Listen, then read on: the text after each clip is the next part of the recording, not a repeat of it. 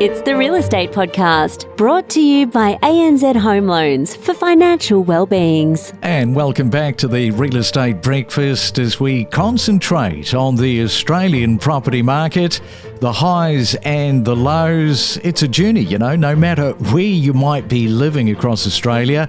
Expect the unexpected this year. I know that is such a cliche, but it is so true when it comes to this property market. And the weekend is coming up, so too is the starter's gun for looking at properties. It feels like that. Every time the Saturday rolls around, it's like, get into your starter's position. Here we go again. And it is a Friday, January the 30th. If you're celebrating your birthday today, many happy returns. You're in pretty good company. One of my favourite musicians and drummers is celebrating his birthday. Phil Collins, the front man from Genesis, and then he went out on his own, had all those string of hits in the 80s. He's turning 75. He's been in the wars, hasn't he? Spinal injury that he suffered back in 2007, which ultimately damaged his nerves and eventually caused him to stop playing the drums. He's also had to deal with type 2 diabetes and kidney complications. That is linked to past alcohol use. Yes, too much is not a good thing when it comes to alcohol. Let's go to Queensland right now, and we're catching up with Scott Mitchell from Mitchell's Realty on the Fraser coast. And good morning to you, Scott. Welcome back into the Real Estate Breakfast for the very first time in 2026. Were you a Phil Collins fan? I did think I felt something in the air last night, Craig, so that'll be it. And I am partial to a beer, so I do sympathise with Phil, and I'm also a fan going back to his Genesis days. Happy New Year. We are into another new year, and it has been hectic across Hervey Bay in our property market, I must say. Yeah, you've been reporting on the Hervey Bay property market for well over 3 years now, and it's just sort of gone from strength to strength. We're going to talk about that in just a moment, because you went off on holiday to Fraser Island. Whoops, I said it again, Fraser Island. You had some downtime, then you came back and you started just finding that these listings were starting to evolve quite quickly. Yeah, certainly.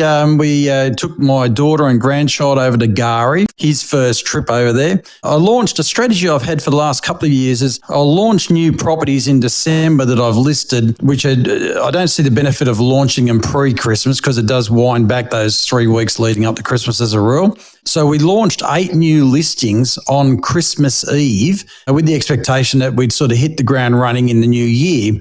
I came back off Gari on the 28th, opened my emails on the 29th, and I was inundated with inquiries across the board. In that first week leading up to New Year's Eve, we sold 7 of those 8 properties, all under multiple offers before New Year's Eve. Yeah, that is something, because I think you've said that the level of buyer inquiry right now is as strong as you've ever seen it. And that kind of leads into exactly what I'm saying. Your phones are ringing, the emails are coming in, people are ready to move. And does it feel like maybe less tire kicking? Because often with real estate, you do have some of these tire kickers that waste time, but maybe this is slightly different what you're feeling. Yeah, certainly. There's been a lot of qualified buyers, and as has been the trend now for some time, the majority of our buyers have had to sell somewhere else. What we were dealing with were mostly buyers that had sold pre-Christmas. They'd got their sales unconditional, and they had settlement periods all throughout January. So they arrived in our market pre-New Year even, ready to go. And what has caught everybody's attention was Queensland's auctions firing straight out of the gate for 2026. Over 140 million sold across just 2 events last weekend. That's really not a slow start to the year.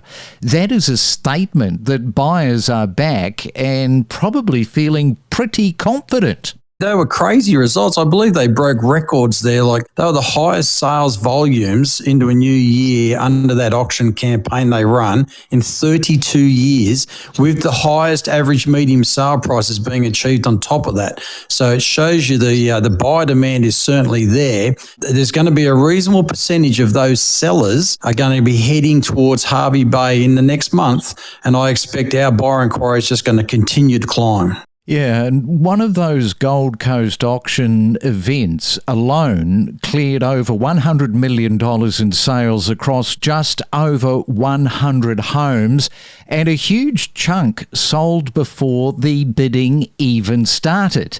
And when a third of stock is gone before auction day, I think that does tell you that buyers don't want to risk missing out.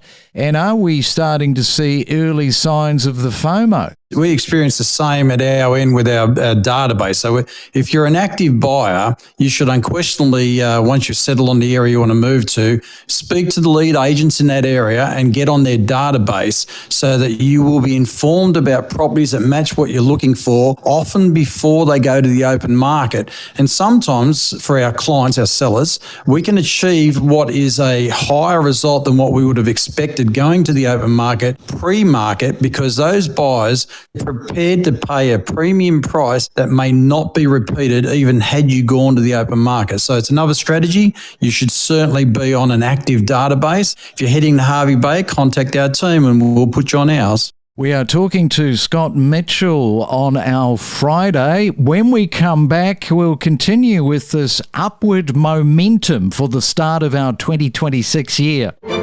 Every morning from 6 a.m, we bring you the latest real estate news with diverse perspectives from leading industry experts. We deliver the most property podcasts across Australia every week. As we right now catch up with Michael Peed from Hive Property in Canberra. So how did you get into real estate from professional golf? How did that happen? Funnily enough, there are actually quite a lot of parallels with professional golf. It is certainly a sport like real estate where you have to put the hard yards in to get the results. I think with how I ended up transitioning into real estate, it was by opportunity. I was actually studying at university and I had a couple of connections within the real estate game that I honestly had never thought of looking at doing, and the opportunity came up to do leasing here with a prominent agency in Canberra that have been around for a long time, and that's how I got my start in the leasing space. Then I guess progressed into a sales role and never looked back, I guess.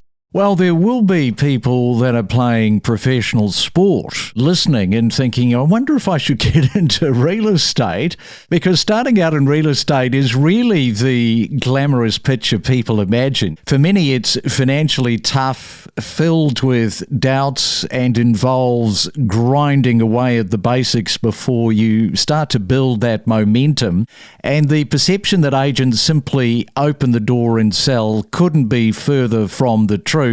A tip or two, maybe a couple to give people a bit of an introduction that you would say, okay, think about these two things if you want to get involved in the real estate industry. And maybe they're coming from sport, looking for the next thing, and somebody has said to them, you know what, you'd probably make a pretty good real estate agent. I guess the biggest thing, and I do say this to a lot of new agents coming into the industry, and you've touched on it, it is the real fundamentals. And what I mean by the fundamentals, it's getting on the phone, connecting with people, getting yourself out there, making yourself known, because we always talk about it, but it's not about who you know, it's who knows you. And I think whilst your networks and your contacts can certainly add a good layer to your business, it's the real fundamentals like getting on the phone and grafting away, you getting in front of the people that you want to be getting in front of, and what comes with that is just a lot of hard work, hours, and just making sure you're doing all the little things right. Every morning from 6 a.m. across Australia, we deliver you the latest property news, commentary and predictions from Perth to Cairns and from Melbourne to Brisbane, 7 days a week. It is a Real Estate Friday. Now, I just want to come back to why this all matters in terms of what is happening on the Gold Coast and also Brisbane,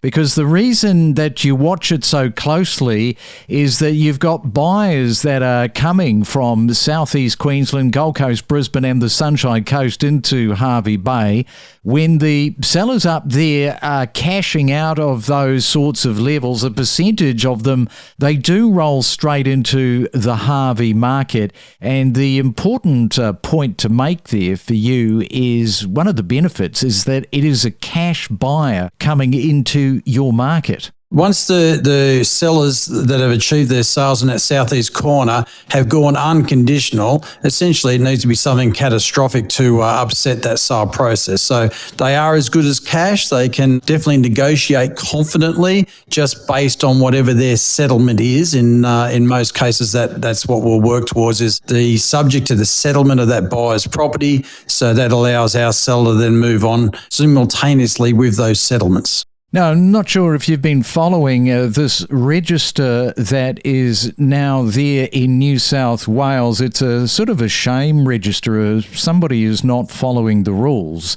they get on that list. People that are in New South Wales can go turn their attention to it.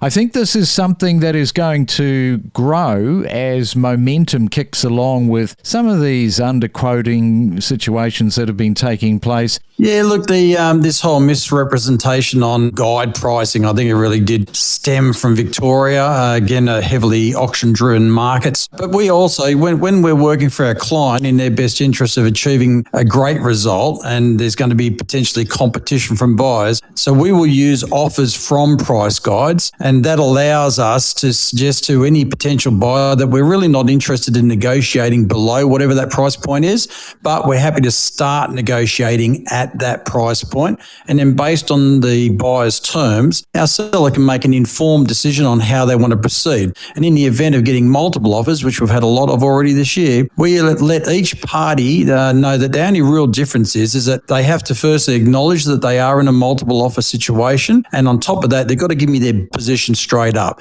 They can't come back if they were an underbidder, missed out unfortunately, and said, I would have paid an extra $5,000, $10,000, $15,000.